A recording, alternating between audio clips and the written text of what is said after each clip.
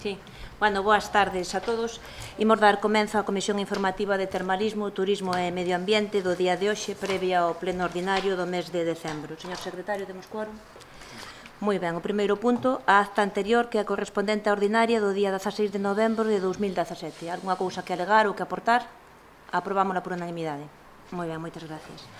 Punto número 2, mocións de urxencia, non me constan. Non hai. E número 3, rogos e preguntas. Algún rogo ou algunha pregunta? Sí, Isabel. Un rogo. Sí.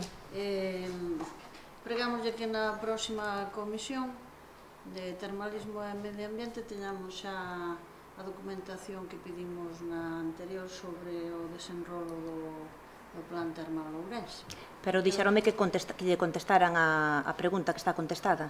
Non chegou nada ainda. Pois eu consultei non, te dixeronme que sí, de todas formas, mañá volver. E además dixeronme a fecha de salida do... Vamos a ver, teño aquí anotado 23 de novembro, me dixeron que contestaran. O grupo non chegou nada, se contestaran entón estará preto de chegar, non? Home, desde o 23 debería. Vale, pero... preguntarei no porque teño aquí a data precisamente. Algún rogo ou algunha pregunta máis? Bueno, por nada, antes de...